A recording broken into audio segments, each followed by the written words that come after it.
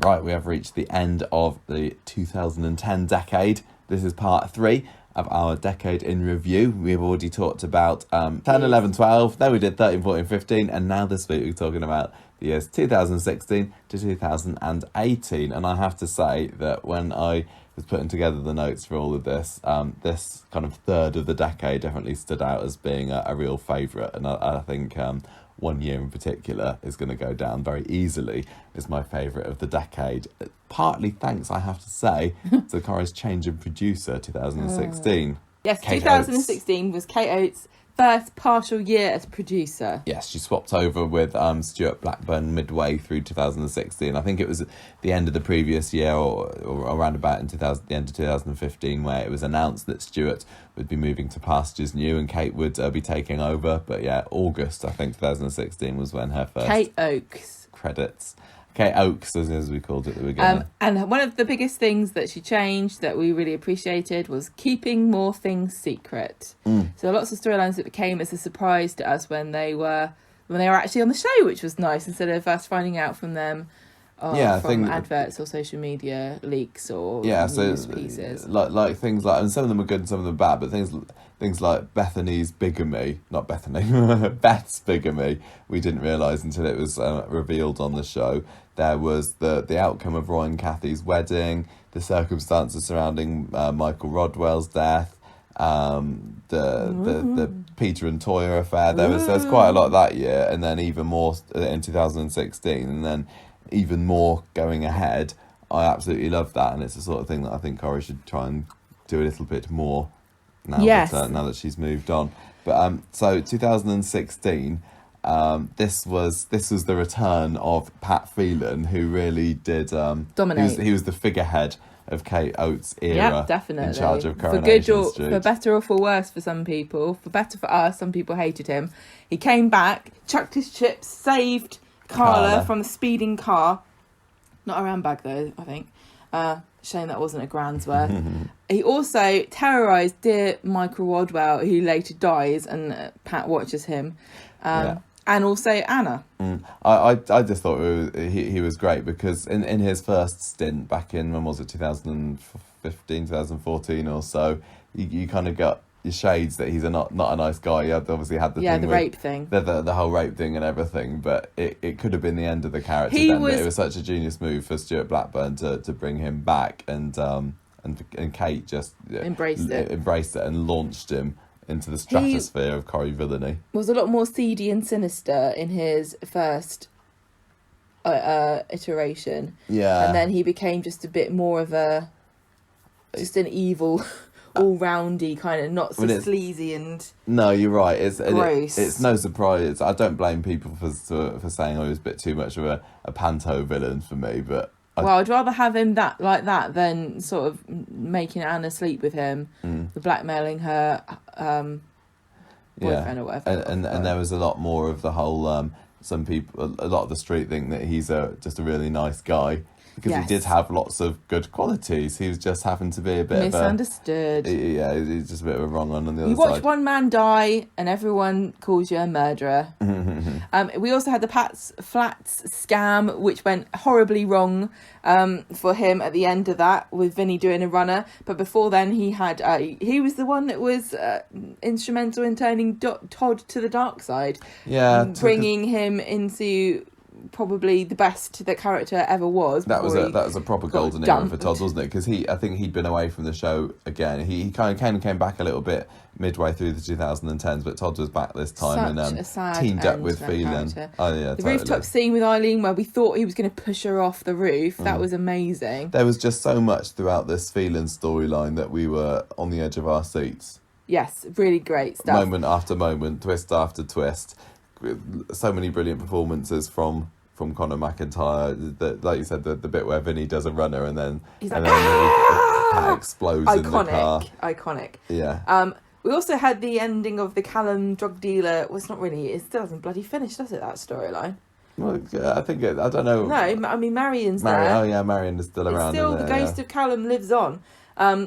Callum's body gets uncovered with that stunt with Fizz and Tyrone in the van. Yeah, that was a good crashing stunt. into the annex. Yeah. That was unexpected, I think. It was. It was at the end of... They just sort of drove into it. It was the end of... And they're like, oh, there's a body here. Oh, he looks a bit old. Yeah, that was cool. I mean, we had hope that... You were mad about it because you were like, this is going to be a 20-year story. Time. That led to Sarah's breakdown and her thinking that her baby was haunted. And I think that was some of Tina O'Brien's best work. She got sectioned. She did a very good broken down mother performance. I really liked this too because it was a bit spooky.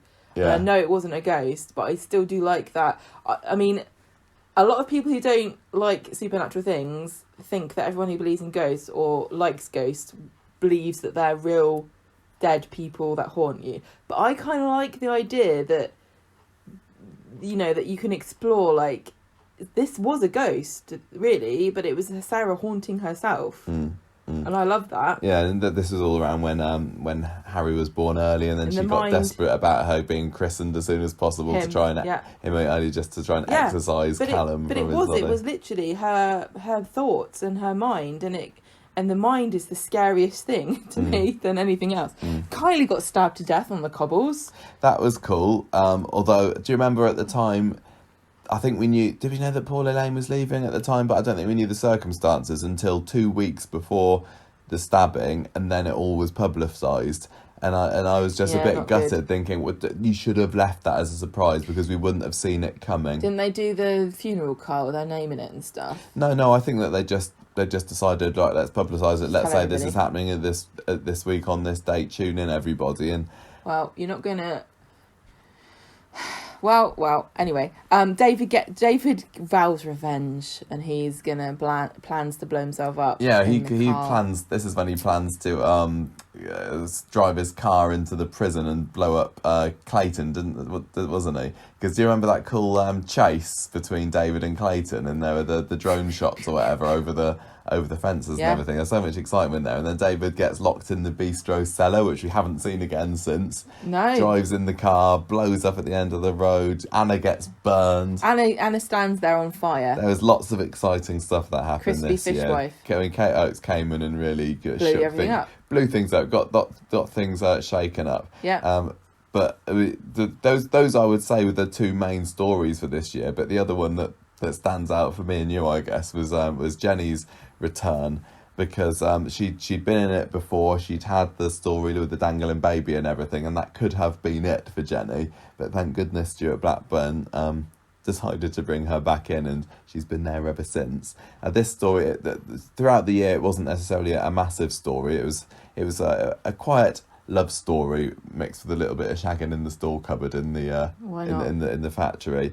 But yeah, the romance with Johnny was, I don't think it was a move that many people were expecting at first. I think at the beginning of the year, people had put Johnny and Liz together in their heads. I did. I really was just all for Johnny and Liz.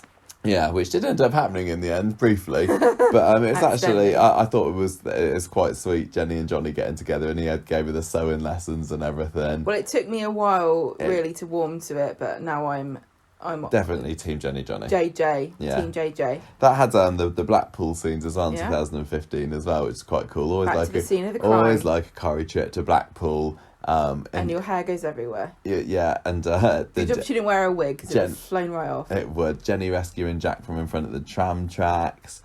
Cool stuff. Sally went into politics in 2016. She did that hilarious video of herself, which is one of the best bits of extra material that Corrie's ever done. Yeah, her publicity campaign, and I think this was around the time that we were just giving Sally carrot of the week after week, because she's really, considering that we haven't said that about Sally for ages. Well, this was Sally's heyday. This was a real kind of golden era for Sally, because Tim ruined it. But because of the sort of person that she is and being a bit snobby and everything, just the idea that you put her, so give her some power. She was born to be Weatherfield Mayor, and it got snatched away from her, and I want her to go back to it. Yeah, she was absolutely fantastic. I think she was just councillor at this point. Wow. She went to mayor later. You got to start somewhere, haven't you? But brilliant move. And then there were some little mini stories, like the slavery story had potential, but I think we always felt that, with the O'Driscolls, I think we felt that it was brought to an end a bit quickly. I only remember that because there's a brand of strawberries called Driscolls, and whenever I see them I go, yeah, slaves. So do I. So that was quite cool. Interesting that they've already revisited the modern day story, the modern day slavery story with Alina last year, and which was another story which was finished before its time, really. Both of them had the potential to be longer and more stretched out, and it was just like, no, we've had enough of that. Hey everybody, modern day slavery exists, isn't it bad? Let's move on. And even Alina, I don't know what's going on with her, because she made that return back at Christmas, didn't she? She popped up on the street to say Happy Christmas to Seb or whatever, and then it wasn't that told her to as Amy, wasn't it? And when we haven't seen her since. But yeah, anyway, we're not talking about that one. But yeah, that slavery story was cool. We had Ken having a stroke. That was another unexpected twist. I don't think that had been publicised beforehand, because one of Kate Oates' missions when she became the producer of Coronation Street was to get the Barlows back on the map, because definitely they had been sidelined for a while. And obviously after Deirdre had to be killed off the previous year, they were languishing, the Barlows. Well, because also all that time off that poor William Roach had to have because of his court cases as well. And Peter had been on and off. She came in and she put Barlow's back on the map, because before that it was Platt, Platt, Platt all day long, every day, every year. And Platts are great. Fine. I thought Platt, but I was of the mind before this point, Platts are the premier family of Coronation Street and no one can touch them. And I'm glad to be proven a little bit wrong by how good the Barlows have and how well they've kind of like surged back in. Yeah, because they had some really epic storylines. Yeah, and this did see the return of Pete, and I can't remember how much Peter had been in it, and I think maybe this was Peter back. It was definitely Adam back and Daniel back. Yeah, perfect. Nice to see Sam again back on the street, and good casting. Good casting for Daniel. Fantastic characters, both of them. Yeah, well, would have liked to see more of the rivalry that we were expecting, but hey, can't have everything. When Adam Barlow came on, back to the street, his first thing with going into the factory and putting up his feet with his feet over a cigar and something and everything, just to say, look, I'm Mike Baldwin's son. I don't think we've seen him touch a cigar since, but never mind. Filthy habit. But very very good idea to bring Daniel back. But I think Rob Mallard must take an awful lot of credit for making that character so good. Because they have got a really, really strong actor there, and he's gone on to do some wonderful scenes. And and that thing with the Barlows carried on to the next year, didn't it? With the Who Pushed Ken story, which we could get to in a little bit. I mean, those I would say were my main favourite bits from 2016. I mean, Carla went from bad to worse that year. She's still not recovered, really, in my opinion. Tracy versus Carla, the most boring rivalry of the century. Take two amazing female characters, pit them against each other, and suddenly they became incredibly dull. Carla left after her wedding to Nick when she couldn't tell him what colour the napkins were, which is unfortunate. The Tracy getting locked in the cupboard by Jenny during Carla's wedding that was pretty funny. A good part to the rivalry, but we by that time we'd had to sit through an awful lot of back and forth and Carla taking Tracy's medicine away and blah blah blah blah blah. It was just fed up with it. Sharif had an affair apparently, and he's been doing it the whole time.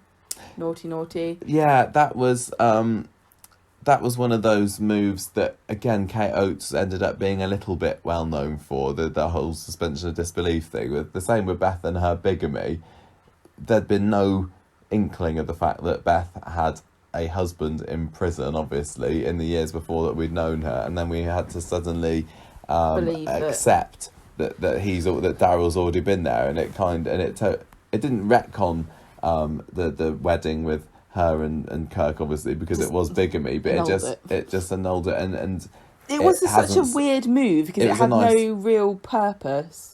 No, it really didn't, and now they still haven't got married again since, have they? And it kind of ruined what was a fun wedding, because they had that 80s themed wedding. Yeah, and now you look back on it and go, oh, well, that was a sham. Yeah, exactly, and it's similarly with Sharif, the fact that he'd been supposedly having an affair for the past 7 years, and I know that obviously his character hadn't been in it for 7 years, but he'd still been in it, 2-3 years at this point. We're supposed to believe that he's been sneaking off to see this Sonia woman. Yeah, and he's supposed to be such a great, religious adherent. Yeah, and, devout. And not drinking but shagging around is fine, apparently. Yeah. How do you justify that in your head? It led to some explosive scenes, and obviously it tied in with when Mark Anwar had to leave the programme. I did like when Yasmin slapped Sonia, and it also had. Do you remember that at the time Alia was blackmailing Sharif as well because she wanted that sewing machine, stupid embroidery machine that she's never used. Yeah, and that's what I'm like. But I need this machine. So that story to me had ups and downs, but I don't like having to have things retconned, and this was just the start of the slippery slope. What I liked about it was it did introduce a bit more of Nazir home life into it, which we never really had very much of, because I do remember that bit where all the family were around and they were, and she was one of them, wasn't she? The woman that was a cheater. Sonia. And they were sort of using words like bitter and stuff, and that means darling. And oh yeah, and it felt like, oh yeah, now I can sort of. It's not just a family who's come on with that ethnicity, but I'm feeling a bit more like I'm learning about how I feel like I'm invited. Like Coronation Street invites you into people's homes, and you learn about different cultures and things. And they've always been a bit sterilised, the families who are from a different culture. And we only really learn about them when on big events. And it felt like the world of Nazirs opened up quite a lot. And I was sort of like feeling like this is, this must be what it's like. And then it all just went away. Yeah. Well, so we had that. Yeah, we had... Because we had the same thing, didn't we, with Dev and his... he's Hindu. Yeah. And we only really got anything about what it's like to be a Hindu when Sunita died, and we learned about the funeral. Yeah. We also had that year the whole thing with Kaz framing Maria for murder, which I think we ended up liking a bit more than other people did. I think. Oh, anything that's crazy and outlandish, I'm on board straight away. But also crazy and outlandish, is he on cannabis? Unforgettable is how I'm going to describe that. That's for me is what stands out as being the... I don't know whether I can call it a low point of the year. I just think because it's so stupidly infamously hilarious. Yeah. I mean the sight of Izzy spinning around. Yeah, spinning around. Running over a policeman's foot. Yeah, and making an going all impassioned high and speech. wibbly wobbly. Making an impassioned speech about how she needed it for pain relief, and then never ever mentioning it again. Well, yeah, she gets sent to prison for a couple of months, and then whatever they do in there, that manages to cure it. Maybe she took a whole stash or something. It was really badly done. I mean, from that perspective of let's introduce a storyline about people that live with chronic pain. Yeah. It's illegal. She should go to prison for it. And Izzy hasn't really had very much to do since. I feel sorry for Cheryl Lee that her big moment was in this story, which people kind of pointed and laughed at. It's comical. It was. It really shouldn't have been. No, it shouldn't. It should have really. But like I've said before, like we said at the time, this country is not ready for that discussion. We're not at all anywhere. Like I know Americans and Canada, and they've legalized it in different parts of the country. We are absolutely nowhere near that at all. Yeah, maybe a little bit. Maybe in the next 10 years in this country, perhaps we won't start talking about it, but I'll be surprised if it happens any sooner than that. They've got quite a long list of other new characters that have appeared in 2016, and it's funny looking at this list in front of us now and seeing how who's still here and who isn't. I mean, some good ones. There are some good ones. I mean, Rana made a big debut in 2016 along with her parents, and I think she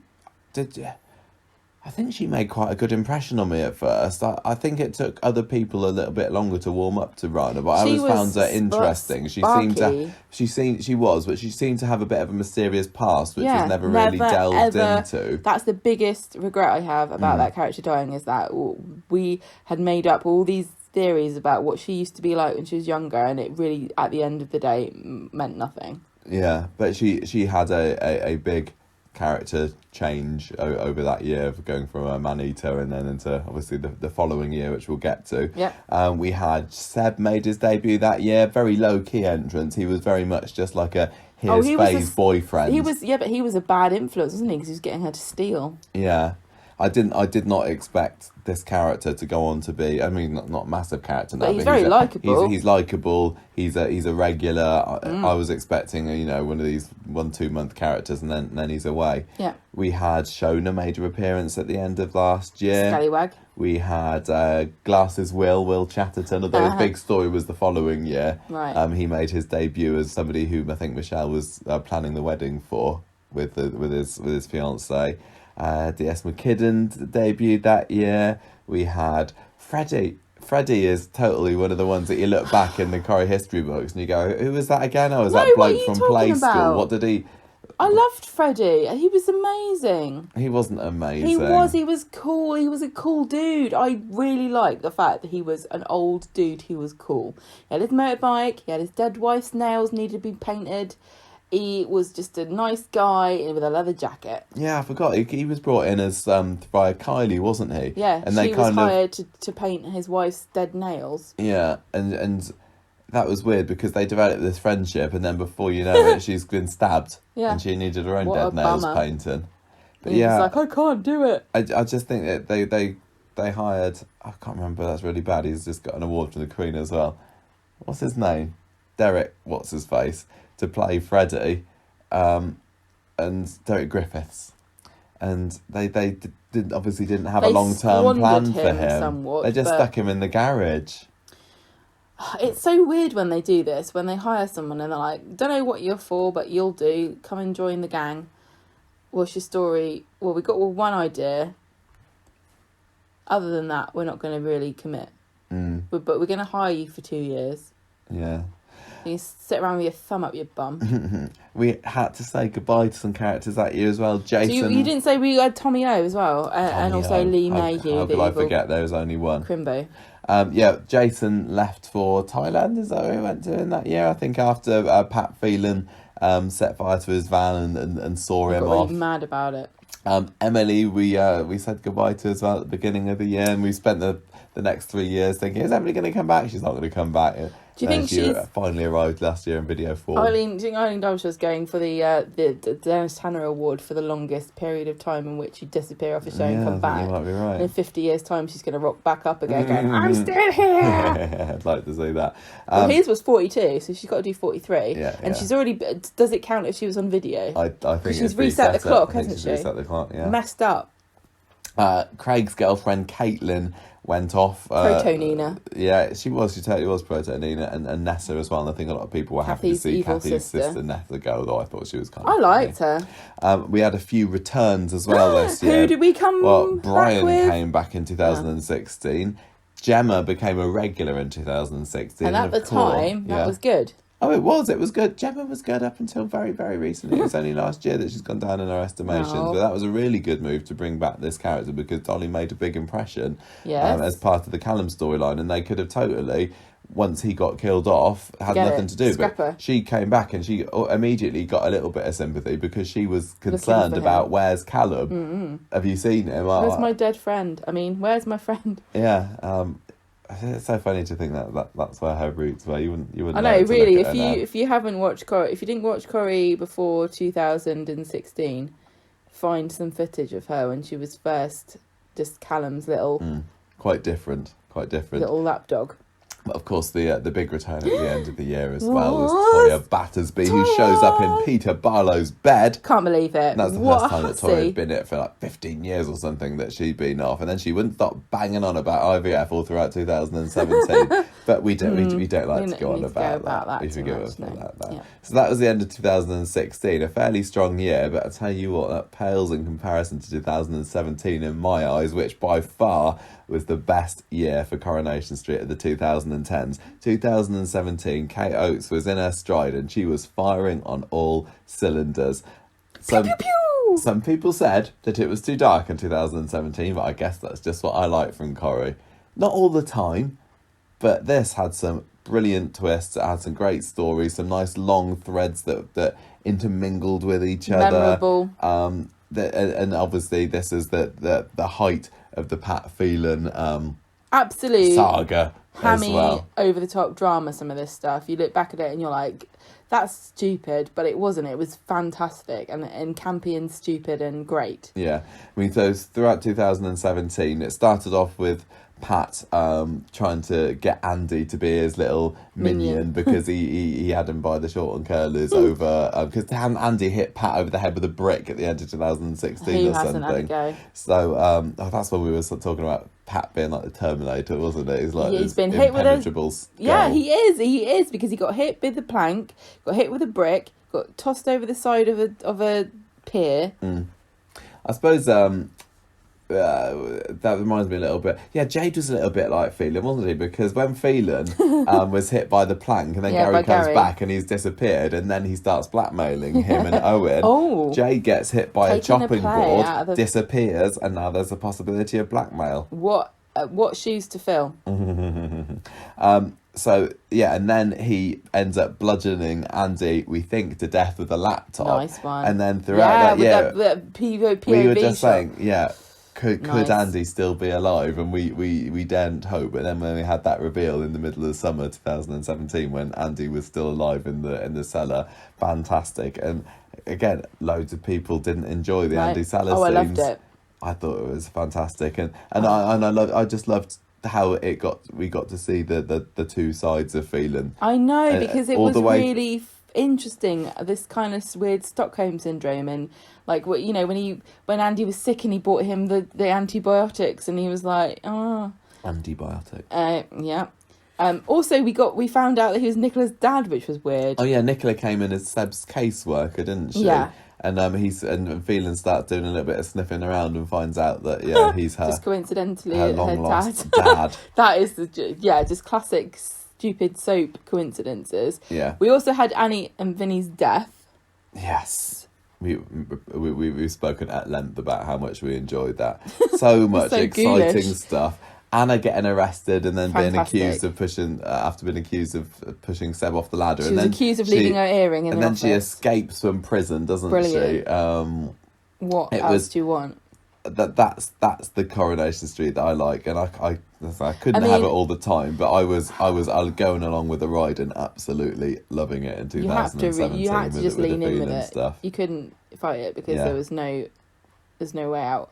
I mean, he's easily it was him or Richard Hillman, wasn't it? Who's the best Corrie villain ever? For since 2003-4, Richard Hillman, it was like the untouchable Corrie villain, and some people would still say he is, but I never thought that anybody would come close to being up there with him. Not Tony Gordon. Tony Gordon was good, but he never really got me the same way. Frank, Frank. What's his name? Frank Foster. That's right.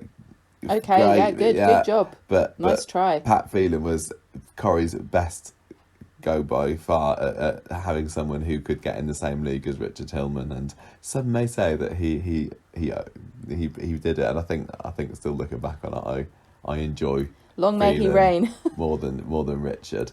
We also had the brilliant whodunit where we kept forgetting that Ken hadn't died and saying who killed Ken, but he actually just got pushed down the stairs. That was brilliant, and I feel that storyline's so underrated. I really think that people have forgotten how awesome this storyline was, because it was amazing. Morgan reminded me again about it on Facebook the other day, I think. But what a fantastic whodunit that didn't have a murder.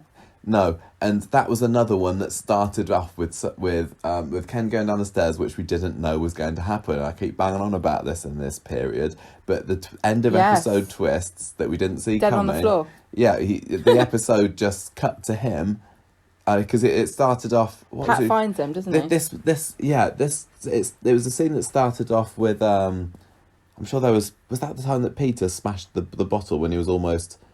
There were lots of suspicious behaviour occurring. But yeah, we see Ken listen to his music going up the stairs, and then it goes to another scene. Then it cuts back, and Ken's at the bottom of the stairs, and it's like, what the hell has happened here? But brilliant whodunit, because there were so many suspects, a lot of them within the Barlow family. So this family that Kate Oates had brought back on, and because there was Ken had burned all that money that Adam owned, the drug dealer. Could have been Phelan over the kitchen thing. Yeah.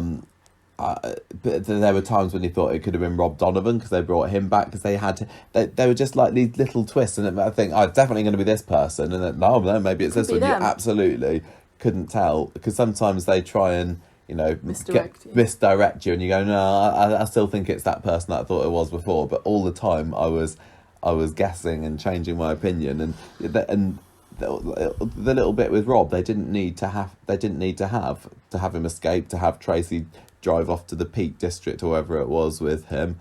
But that was just a nice little adventure. And then when the reveal came that it was Daniel that did it, and it was all based around all coming off the fact that Ken had convinced Sinead to get a miscarriage, it all made sense. But more brilliant character development for Daniel, because he's damaged goods, really, isn't he? He had an awful upbringing, or he wasn't brought up for some of it, which was again a bit of a suspension of disbelief that the child could bring himself up and nobody know, but never mind. But the fact that somebody can, bludgeon Ken to death, not to death. See, I say it again. I know, yeah, to near death. Well, and then still become such a loved and sympathetic character as he is now. Yeah, it helps the person just because he's got, doesn't it? It's just because he's got so many layers. But that Who Pushed Ken storyline was probably the Pat thing was just ongoing throughout the year. It wasn't so much like a block of time. It was just never ending, some people would say. But the Who Pushed Ken was my story of the year. But it did get overshadowed in the awards by the Bethany storyline, which was another really, really good story, and as the issues story, and it was an important issue, and there were really great performances from Lucy and from Chris Harper as well. It did deserve a lot of praise, and that was it was an issue story that it didn't fail. Sometimes with issue stories, I feel that they say, look, there's an issue here. There could be people that have this problem. Now that's the end. A bit like the Rita lonely old people at Christmas storyline recently. To your old people. But this had lots of nice twists, and you could see Bethany just getting deeper and deeper into this dodgy world, and there were bits that kind of turned your stomach a bit, wasn't there? Like, the Bethany being led into the room with the three men, and the door being closed. And Chris Harper was fantastic. Really, really strong. And then it kind of finished towards the end of the year with a trial. They had that. Do you remember that?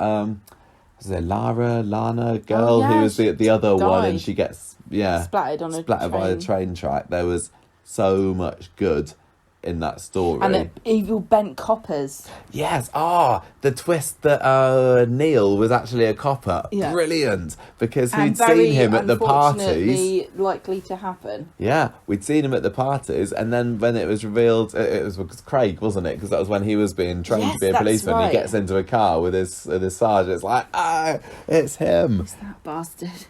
Really good job. Really good story. I still think that the Who Pushed Ken is my favourite, but that was a real trio of triumph.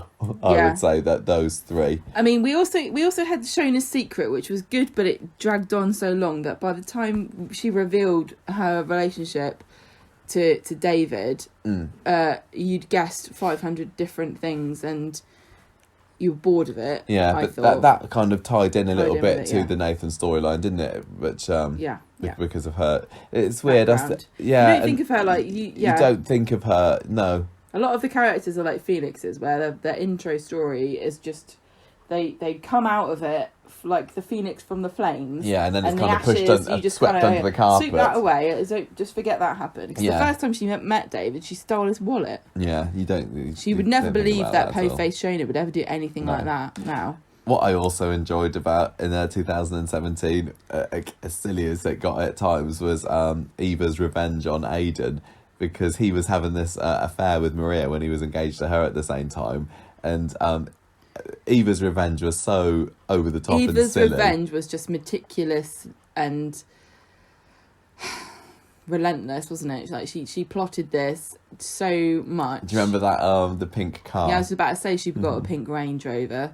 This is why Maria was so thrilled to get her own Range Rover. Probably she's been after one ever since that one of Eva rubbed her nose in it. I liked how Eva finds out about the affair. Do you remember the little text messages appear on the TV? Yes, on the TV. But that led then to the wedding, which was probably, I think one of the best Coronation Street weddings, because it was a double wedding as well, obviously, wasn't it? But the fact that it tied into Eva's big reveal to everybody that Aidan is having an affair with Maria. Went a bit better than Michelle's big reveal, didn't it?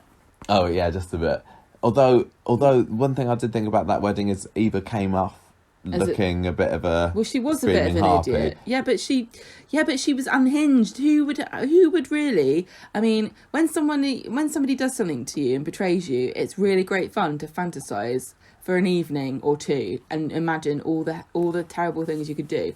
But no sane person actually does any of it. Because she'd made Aidan think that she was pregnant, hadn't she? And she'd got the baby pictures from online, and then there was the big reveal, and then the fight in the fountain. Well, she stole his money too. This is why she took that. Took the car. And not only that, but she took the factory roof. Well, she helped get the factory roof taken, which was a brilliant moment at the end of the episode, because obviously it had been Jenny and Johnny's wedding, which they'd been leading up to all year. Johnny carries Jenny over the threshold of the factory and the roof's not there, which I did not know was coming. That was absolutely odd. Loved it. But that wedding episode was one of my favourites, because of the Jenny and Johnny wedding as well, because they started to get married in the hotel with Eva and Aidan, and then Jenny's like, no, this isn't right, because Rita's not here, because obviously at the time Rita had a brain tumour. There was so much that's going on in this year.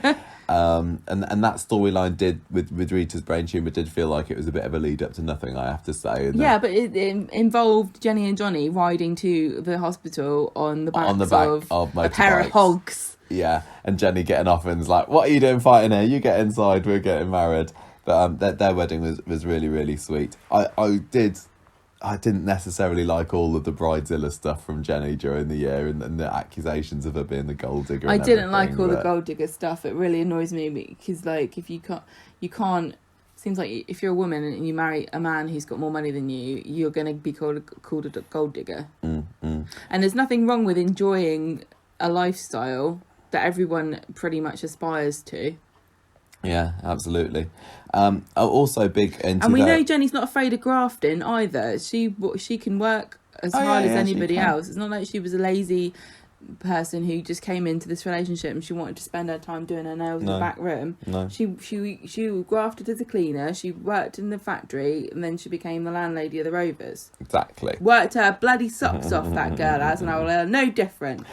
She deserves to be a bridezilla. The other story that made the awards that year was the Michelle miscarriage story, wasn't it? Rory. Yeah. Which we slate Michelle. We love to slate Michelle, make fun of her, but that was such Kim Marsh's really, really good performance. Obviously drawing on some personal experience as well. Very tragic personal experience, and you could really, she really just gave such a fantastic. It doesn't really matter what you think of Michelle as a character, but really heart-wrenching. Really, really was, and Simon Gregson as well, and it also as the dad. And it wasn't, it was also an issue storyline, because this happens. Poor Rory was not given a chance because he was just the wrong age, which is absolutely tragic. But he wasn't the only baby around. And now we had Leanne giving birth to Ollie in a lift. Where else? Where else? Yeah, because but that also led to the great reveal when Steve, the first time he holds Ollie. Yes, because it was his secret love child. It was, because he'd had that night in the sack with Leanne the previous year. And they were trying to hide it from everybody. And then she lets him hold the baby in front of everybody. And he just holds the baby and goes, this is my baby. And everyone's like, we thought that was going to be a secret for a long time. That was a great reveal. I love that. That was really unexpected, but it was also felt really natural too, and it was so sweet, like to have this guy kind of just jack everything in and face the consequences for the love of his baby, which you don't very often see men in fiction sacrificing all that much for babies, particularly. It's usually the woman that's up to that. Also good that year we had Granny Spellman making her first appearance in the show. I still like to see her again sometime, but all that she was a real hater character, wasn't it? Loved to hate this. She was the zealot. Zealot, bigoted. Yeah. She was the ultra Christian, anti-gay, Yeah, she was crusader against really someone Billy that having you love being able to boo her. custody of her granddaughter Summer. Oh yeah, because that must have been the Summer's first year that year as well. That was also Todd's disappearing year, but we won't talk about that. What about baby rabies? This year was all about babies. We had Toya's IVF obsession. She also became the landlady of the Rovers with Peter. Not the best move Coronation Street made in 2017 either. Her name's going to be down on the list forever. It will be. You will not be able to rub that name off. No. Be proud of it, Toya. I thought that they didn't give her a chance myself, and we've had conversations about this before. She was not suited to Rover's They didn't. landlady. What did I say about that storyline? I said, have the courage of your convictions, and if you want to put somebody as the landlady of the Rovers, you make me believe that they want to be there, and it didn't feel like that even Coronation Street believed in Toya as the landlady. It was very much more to me like, oh, there's an ex-alcoholic who's a landlord of the Rovers and also Toya. Yeah, Toya's Isn't that funny? And it's like, no. Not and then, really. and then a year later in 2018, they were out of it. Anyway. We had Gina back on the screen this year. The first time we'd seen that character since the mid-80s. New casting from Connie Hyde, who we instantly fell in love with. And she's racking up the debts by buying dog plates with Sally's money. The weirdness of Glass's will kidnapping Michelle, putting her in the boot of his car, and we all kind of were on his side. Why? Really. Do you remember? Who was it? She's not noisy. I'll just shut her up. Who was it that went and to Will's house and then ended up knocking him out? And Is it Robert? might have been Robert. Yeah, because Robert. It was after this Robert. Didn't somebody steal the menu from the bistro? Or am I remembering? I don't remember that at all. It was weird because, to all intents and purposes, Will was actually the most the most successful character that ever been featured on the show. He had this amazing house, lived there by himself. I can't remember what he did, but it was something technical and intelligent, like an architect or something. Yeah, I think he was an architect. So he had this gorgeous house by himself that he could afford, which is, no mean feat at his age. He's quite young. But he jacked it all in to kidnap moany old Michelle and try and steal her away. Yeah, it's a bit of a shame for him really that he's looked on as a bit of a joke, isn't he? Well, he was hilarious. I don't think he was meant to be hilarious, but so that What can not you such do? a great Corrie villain, but it's all right because we still have Pat going on and Granny Spellman to earn our booze She's that year. like an evil queen from Disney. A couple of silly things that year. The Mary and Norris story when they got married because Mary wanted to get the plane ticket to go to see Jude in South Africa. Just silly. And then that's when they had Colin come in, wasn't it? Jim Moore playing Colin, and that didn't work. But it did introduce Moira that year, which is a classic. Yeah. But that Mary and Norris getting married, not a great move for me, and still not really. Not was it? It was What's all the point of it? I think I don't know. he's married Frida Just now, seems isn't to he? have got in the way of everything else. Yeah, and also we can't talk about silly things from that year without mentioning Billy surviving falling off a cliff, which though was exciting on Christmas Day 2017. Did require a bit of suspension of disbelief. Angels floated him down. Also, all the stuff like I was secretly the murderer of Susan Barlow. Oh yeah, and I was in the car. That was why it all I happened, just wasn't moved it? here by Retcon. coincidence, and I only just realised. Yeah, I love Kate Oates for many things, what she's done for Coronation Street, but there were a few too many bits where it's like, no, that didn't happen, you just changed the past. It does feel like... And they just say, you were just looking the other way when this happened, but it really did. Sometimes it feels like there's just a bucket of like names and things that happen, and they just draw it out like Billy, secretly, murdered, Susan Barlow. Okay. Yeah, that We'll could make work. Other new characters this year, we saw Abby making her debut in 2017. As a druggie. Yeah, she was. She was not a terrible nice mum. gal. She wasn't, but Not she everyone's was. cut out to be a mum. But she was still very Know your limits, is what I say. sympathetic, and we could tell. We instantly thought she was. It was one of these ones where you feel bad about it because she was clearly a rotter, high on the sofa while her poor children were trying to eat their fish finger rockets. food from the kitchen, And we were like, oh, but look, she's having such a tough time. Don't you give her a break? She was in it for a few months, wasn't she? And it's like, I hope we always hope that she'd come back, but could never really hope that she definitely would. But really good to see her back again. We had Flora that year as a new character who probably dead now. Probably dead. Who was that? That was Vinny's mum, wasn't it? Who turned out to be actually not called Vinny. He was Harvey.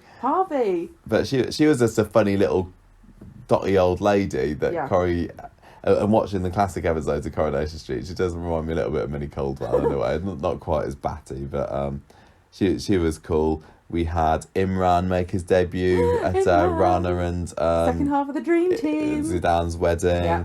And of course, Henry made his debut in Corrie at the end of the year at that party that Gemma was at. This was such a good year for new characters because you also didn't mention we had Moira. I did mention Moira. Well, you didn't mention her in this list, and Angie was also great. But you know, Moira, Abby, Henry, and Imran, fantastic. Love all of them. Really, really, really great. Yeah, we did say goodbye to Steph, which is a shame. Yeah. Freddie, not bothered. Nick got stuck in quicksand. Well, he's back now anyway. And also Erica, which fine, absolutely fine. Get rid of her. That. Not whatever. She had the most interesting thing that she did was right at the end when do you remember she tried to tempt Kevin to a hotel and then he decided, then he pulled out in the end. This is when he was going out with Anna still, and then Anna got all dolled up to meet Erica in the bistro, and she was like, well, Kevin's got me, babes. Got her backs out. And Erica's like, whatever, I'm going to Emmerdale. Yeah, basically, I'm going back to Emmerdale where they appreciate me for being a villain. But clear out the dead wood with Erica that year, honestly. Rubbish. And Freddie, honestly. Wow, Don't miss them. Bitch. Don't miss them. We did get some returning characters as well. Rosie. Love her. Yes. Come back, Helen Flanagan. I won't make fun of your voice, honestly. I can't make any promises. Denise. I don't think it's you making fun of her voice. I think it's just you doing an impression of somebody completely different. Okay. Denise came back for a little bit. That was all good. Part of the Who Pushed Ken story, wasn't it? Because it was Daniel's breakdown. Crying in the sink. Yeah, and it was cool that we had this character that we hadn't seen on Coronation Street for 15, 20 years. Brilliant. And also we had the return of Joseph Brown after Katie Armstrong tragically dies in the car crash, and that was when Joseph came back and he was somewhat mute, wasn't he? Was that when he was only... He was there, Sim. Daniel could only speak one word of Portuguese. Yeah. Chesney didn't understand what his son was saying. Like, Daniel's like, I know this. I could download Duolingo, but to be honest, I can't be bothered. What a brilliant year. I could... It wasn't perfect, but easily the standout of the decade for me. And it could keep going on, really, until at least the first half of 2018 was still brilliant stuff. I say that, I mean, that there were some disappointments. I think that Pat's exit, we weren't that thrilled with it. No, really. Okay, no, it was, and it started off great with him killing Luke, which is a. It was because the actual week of his rampage was not a full week. It was. I felt cheated. It was a full week. It just wasn't a full week for him, was it? Yeah. I mean, I enjoyed that him. I enjoyed the stuff with him having to dredge Andy and Vinny's bodies from the lake, getting them stuck in concrete, him himself getting stuck in concrete. That whole scene with him dragging their bodies up the slope in the pouring rain, trying to get them into the concrete. Oh my God, that was the most... I mean, if you thought the death scene where they both got shot was dark, this was maybe darker. I don't know. Absolutely loved it. And all the time I just remember that we were fighting against, not arguing, because there were so many people as well that were saying this is too much. But I'm just glad that Corrie can offer the variety, and well, we will be, there'll be more darkness to come, but we're in a relatively light period at the moment, but it's going to have to be pretty good in my eyes to top this. This is the trouble though. I mean, this is the argument that people make, is that, you know, once you've set the boundary somewhere, you've got to push it to really make any kind of impact. And where can you go from that feeling? Yeah. We had the lighthouse scene there with him. The fact that he came back, and it was almost like, I think it was the end of the next episode, we realised that he was alive once he'd fallen into the sea. They just kept that story moving fast. And then it was old Anna that ended up stabbing him. But do you remember Anna's trial at the beginning of the year as well? And he was shouting at her as she was being taken down. Because Anna, wasn't she shouting at him? No, he was shouting at her. He was being led when she was being led down from the dock. Yeah. That's not saying Anna, I've forgotten. But yeah, Anna became much more of an interesting character in 2017 to 2018 because I just revelled in her downfall, basically. Yeah, and she was a mardy old fishwife, and really she was absolutely in the right, and Phelan had been haranguing her and everything, but she was just being driven to madness by this guy. And I just enjoyed seeing her losing her marbles, basically. Yeah, and it's really bad, and cheering on for the villain. Nobody really listened to what she said. And she was telling everybody what was happening, and they're like, whatever. Yeah, he's a great guy. It did have to be her, really, that stabbed him in the end. Well, he shot Michelle and Nicola before. Oh, yeah. Oh, Nicola, she went off last year, didn't she? But yeah, Michelle, that was just a tease, Coronation Street. We thought that we might have lost on a wedding Michelle, day as well. But we just had to put her with her for another year and a half. We didn't mention also this was the year that the Victoria Street extension was. Oh yeah, it was. That was the main behind the scenes news, wasn't it? Yeah. I wanted to say as well about I can't remember whether I wrote it down in the 2016 or 2017. I think it was 2017. Do you remember that Coronation Street Then, Now and Forever promo video that they put out around September time, or late August, early September, which was when they recreated some classic Coronation Street scenes, but they kind of filmed them from behind the cameras, and they had new actors playing the characters, but you couldn't see it because it was out of shot. That was my favourite ever Coronation Street promo. I really do like things like that. What a year that was.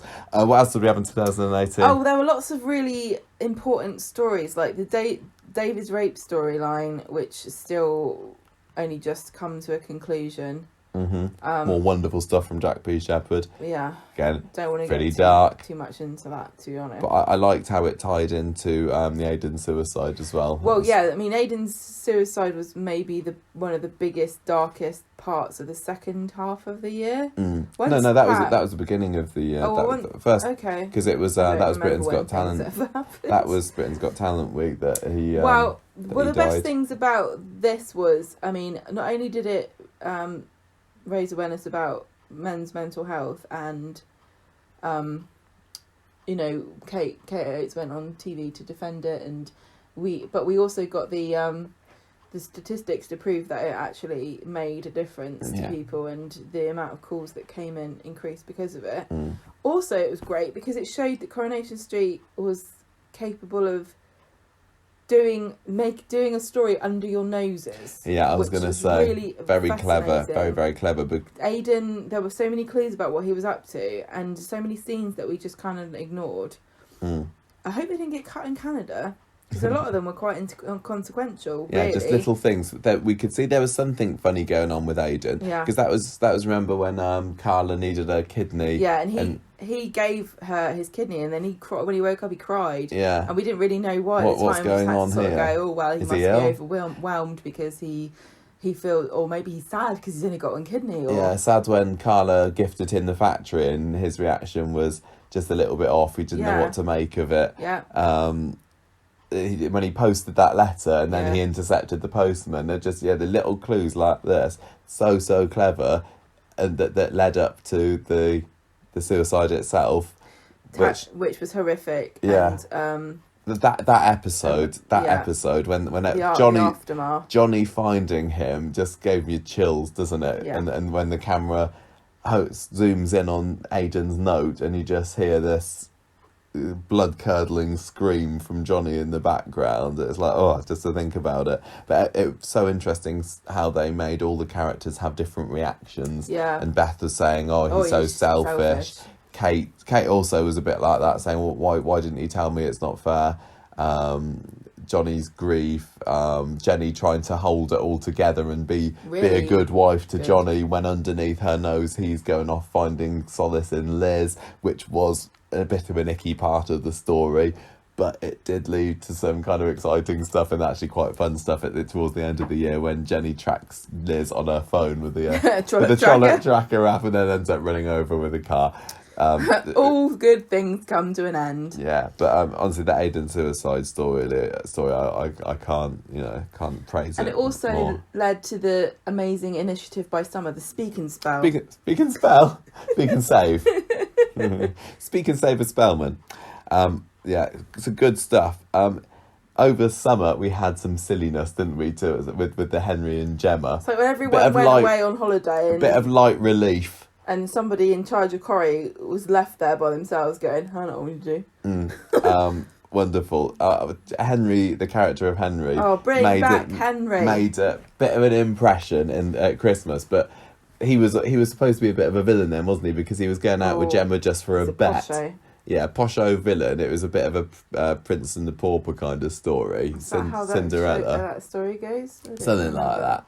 But to bring him back and actually see that he's just a bit of a lovable idiot, really. They had such good chemistry. So lovable. He was hilarious. Oh. Those scenes with Gemma in the ruined Rovers, Gemma because do you remember he comes back on the scene and buys Gemma the Rovers because Peter and Toya decides to sell at the Rovers because he finds out about the baby swap, which is another silly but actually led up to really compelling. That scene where Eva gives birth and Toya. Really amazing. I know it was stupid, but I felt really honestly that story brought up it's the conflict that it brings up in characters, and Toya, you could always on her face just her conflict of, do I want a baby?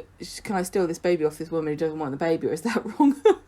All the stuff just before Aidan's suicide as well, when he kind of tacitly gives permission for Eva to do that with their baby as well. Oh, and when he sees does he hold the baby? I can't remember. They have a cuddle. I can't remember. And she thought he was taking her back. I don't remember the order that things happened in. Do you remember? Yeah. Because that was at the cottage, wasn't it? That was at the cottage, yeah. Anyway, so Henry gets the Rovers for Gemma, and then they had that wonderful couple of weeks where they're completely... making cocktails and just doing it all wrong. So funny, so funny. And George's portrayal of Henry, hilarious. Just a little bit ruined by how they got rid of him in the end, because when they had... spleen up. Yeah, having Chesney supposedly save the day by getting Henry... beaten carted off by a couple of yobbos, and gets collarbone broken, and then he gets it because he tried to steal from Rita, didn't he? And also there was the thing with Cressida that he was supposed to marry, but he can come back. They tried. I know that their George hardest. is a bit busy at the moment, with being a new dad and everything. They tried their hardest to ruin Henry as a character and make you dislike him. It just didn't work. I think lots of people like Henry. I've seen so much praise for him. A lot of the cast loved George there. He was but also more than anything else, he was a character that didn't exist on the show before and still does not. No. And there is a place for someone like that. Oh, yeah, absolutely. Because there are people like that in real life. There are poshos in real life. I know, but the argument is, why would you be hanging around in a backstreet Manchester? I just loved how, despite their differences, Henry and Gemma seemed so right for each other. They seem to genuinely connect with one another, unlike Chesney and Gemma, which just feel like keep it together for the kids. Yeah, we've only got 18 years to stick this out before they go off to university, if that's going to happen. And it's just like, well, I don't want Henry to get back with Gemma now because he's going to be saddled with the kids, which I don't want. She's damaged goods now a little bit, but he can absolutely come back whenever. Please, Henry, come back. In my eyes. # bring back Henry. I absolutely love him. We had the Kana stuff going on in 2018, and actually, as silly as things got in the end, and the fan reaction and everything, I didn't particularly mind the progression of the Kana story. It was sad that we had to lose Zidane through it, but all the stuff with it wasn't just the fact we lost Zidane; it's the fact that he was turned into a villain. Yeah, I didn't for just objecting to his wife having an affair. Love is love. #. The stuff with the Hassan and Sarah blackmailing them and saying, well, if you stay together, then we'll pay for the speed dial was quite exciting, and I did really love, and always memorable for me in 2018 is when Hassan was dying and Rana was having to pretend that she's given up on Kate. She's seen the error of her ways, and that was tragic that she was having to lie to her dad as he was lying on his deathbed. And then he's going to find out when he dies. Oh yeah. Then they went off on a cruise for a long time, didn't they? Her and her mum went off on a cruise to try and make or break their relationship, and they seemed to come back just as much sort of unfussed on each other as they went. Do you remember when they came back, there was a double proposal with Rana and Kate? It's like, it's just totally playing up to the Kana fans. But honestly, I think looking back on it, it wasn't that bad. It was just odd how they had that real change in personality and sexuality for Rana. And I'm not saying that this kind of thing doesn't happen, but it just seems to be done to try and get the approval and of a certain type of a fan who likes to obsessively champion certain relationships, and it totally worked. What else did we have? 2018, Jack losing her leg, quite nicely done. Nice bit of green screen. It's quite something when someone's leg just gets chopped off and you sort of forget that it happened. Yeah. Now he's got his fake leg. And the technology, thankfully, is so great that really, I guess, you can just forget as long as it's not your leg. Well, just don't have the character in it. That usually does the trick. When was the last time we saw Jack? Shut up. We had that cool Canadian guy come in. Greg the Leg, yeah. Ronan and Cormac, we had their deaths. That was quite exciting, and that's still ongoing, isn't it? Oh, Ali, yeah, naughty.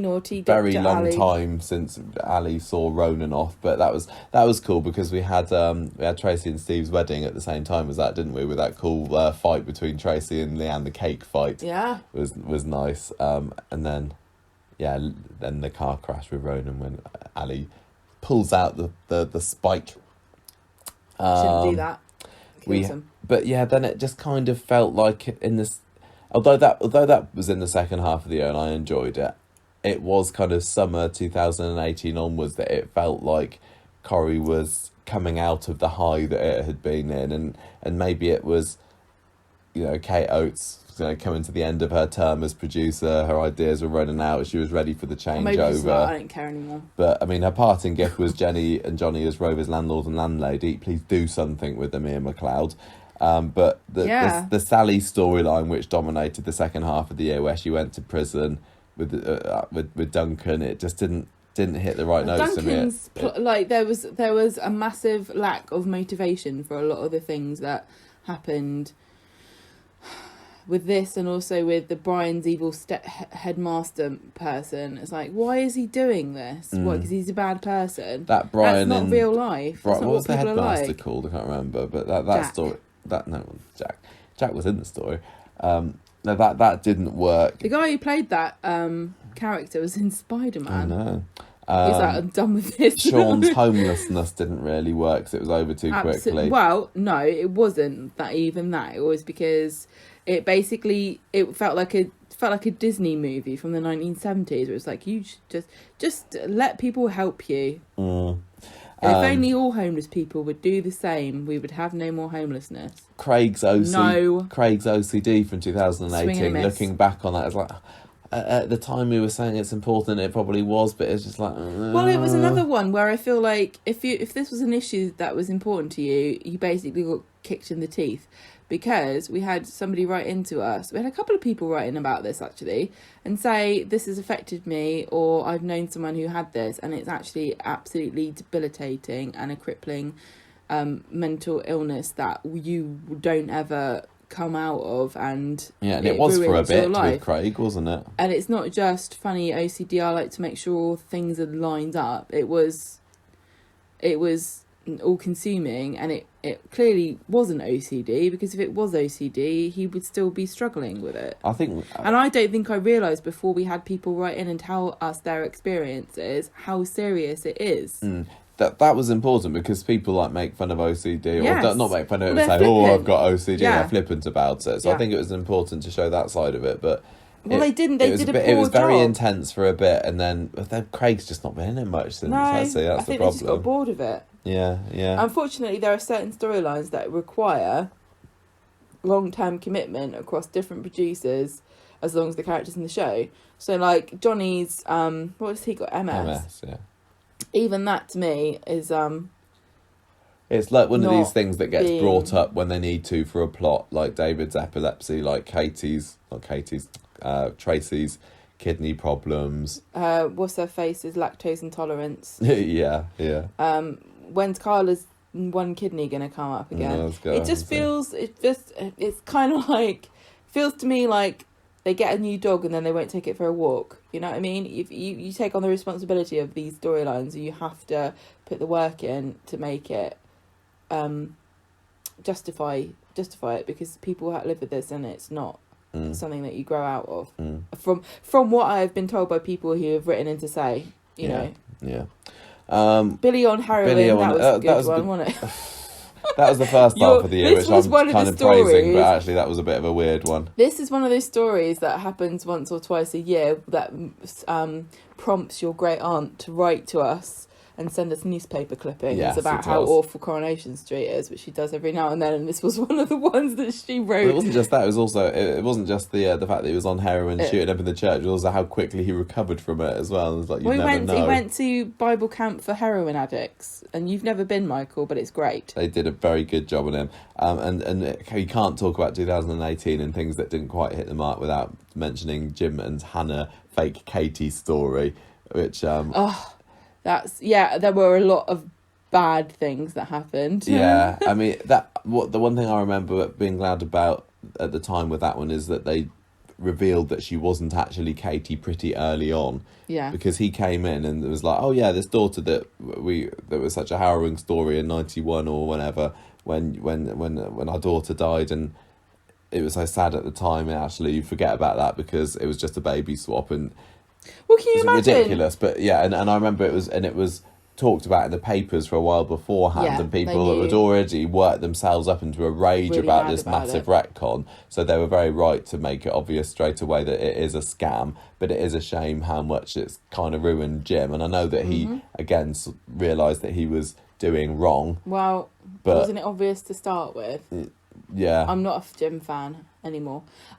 But I loved the scene at the graveyard at Katie's grave where Liz pushed him over. He had his stick, didn't he? I know, he's like, I'm ill. Yeah. This would be like in 20 years' time if some guy turns up and goes, it's me, Rory. Yeah, it is. It's along those lines pretty much, isn't it? Really, really bad. Okay, so there was good stuff. Well, this was also the start of Sinead's cancer and how we had the amazing Jude, the marine biologist, one of my favourite stupid storylines of all time. Tyrone's family revelations about Evelyn. Retcon. Yeah. Yeah, so good and bad in 2018. Very mixed bag. Definitely, but there was still riding on the high that was 2017 for some stories, which helped us along. But we also had some great new characters. Well, Gemma was the standout, but we also had Jeff turn up. You mean Emma, not Gemma? Oh, sorry, Emma. Emma was a standout new character that year. She's written above Jeff, so I'd probably just merged them together. Jeff, came Kayla, Vicky, and Tyler. Yeah, Kayla was a funny one because I always thought that Molly Winnard was a pretty good actress and that she was going to stay in the show. But once they had that bit where she tied up, was it Bethany she tied up or was it Craig? I can't remember, in the garage. Oh yeah. And then it's like, and you're like, when's she going to come back? Yeah. No, never. No. But we also had to say goodbye to Eva, Nicola, Anna, Rosie, Hassan, Habib, and Zidane. Yeah, sad that we've seen goodbye to Rosie, but I hope she'll be back. And really, really, really sad that we had to say goodbye to Eva. But I can only hope that she one day might come back, because what she had with Leanne and Toya in the Rovers was just perfect. But we also got the return of Ryan and Ali, which was not something I really was looking forward to, but now they're here, I want more of them. Especially now Michelle's gone and there's more room for them to breathe. When we heard that they were coming back, we thought, why are you bringing up this storyline again that everyone's hoping, because we all thought, we all thought that Coronation Street was sort of going, don't mention that again and pretend that didn't happen. But actually it's worked quite well. They're both really good. Recast of Ryan, really good. We had a couple of times. Martin returned for like Blink and You Missed at the beginning of the year. Steph's the same. Anyone want any cheese? Yeah, but so that was it. And although that doesn't quite mark the end of the decade, that is going to mark the end of what we're talking about, because we already just done a rundown to 2019. So go and listen to our Conversation Street Awards to the end of the year if you want to find out about what we thought about that. So that is our very long and protracted recap of the main things that happened in the 2010s, which, it's about 3 hours in total, probably 3.5 hours in total. Yeah. not Corrie's best decade, but I think when you really? when you look back on it, there were still lots of good things.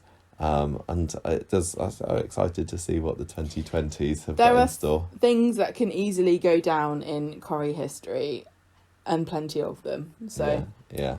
Can't say further than that, can you? You cannot indeed. So thank you for listening Good to job, that everyone. bit. What for? Coronation Street. Oh yeah, good job, Coronation Street. Last decade. Good job. A special More, gold star please. for 2017.